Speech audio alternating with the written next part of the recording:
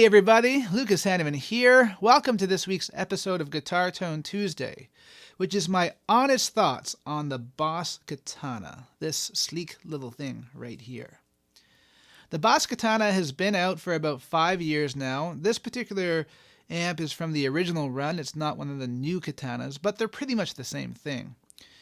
I know a lot of people who are using the Katana these days, and a lot of people who are using it for practice purposes, especially students of mine.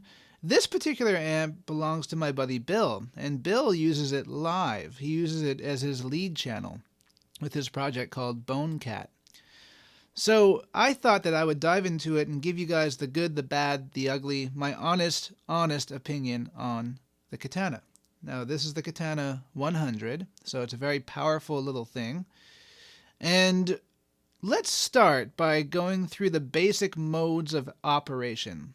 What I mean by that is let's go through the clean sound, the slightly overdriven bluesy sound, the lead sound, and then what they call the brown sound, which is your heavy gain sound. We're going to hear all those channels back to back with this guitar right here. This is a G&L ASAT Tribute Classic. Well, at least it used to be.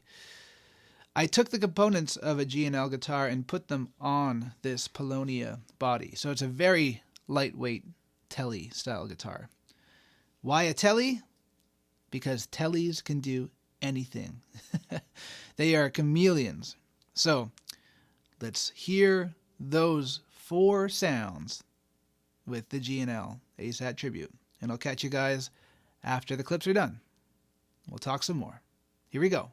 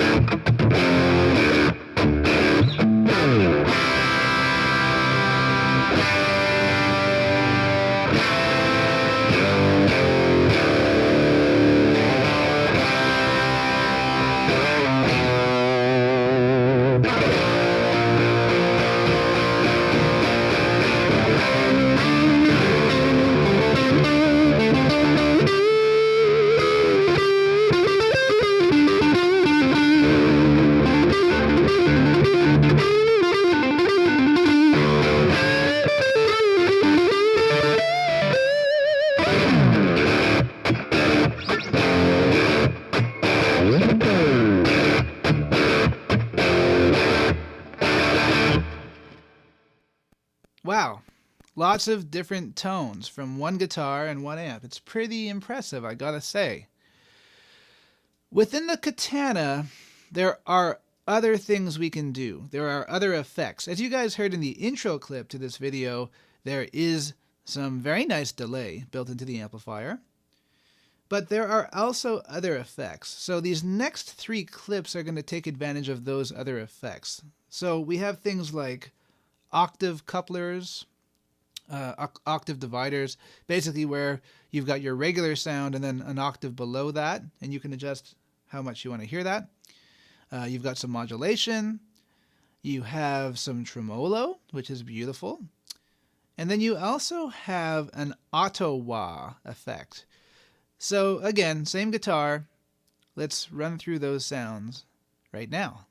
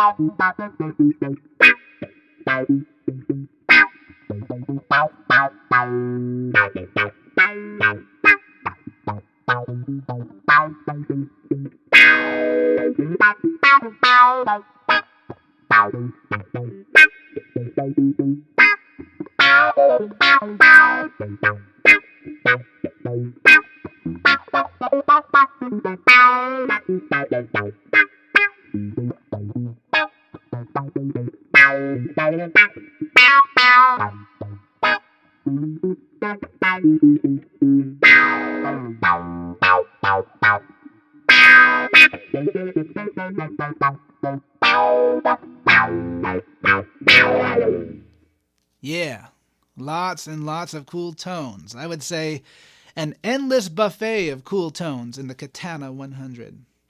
So with that, let's get to the good and the bad, in my opinion, of the Katana 100. Well, on the good side, the tone, the sound. That's what this whole series on YouTube is about, the tone and the sound. This thing sounds fantastic for its price point. Let's not even talk about price point, maybe. This thing sounds amazing. The Katana sounds great. I had such a blast going through all those different sounds, all the way from clean to distorted to heavily distorted.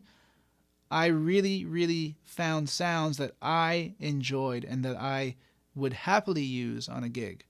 I can see why my friend Bill uses this thing and gigs it all the time, because the second point in the positive aspects side of the Katana is the portability.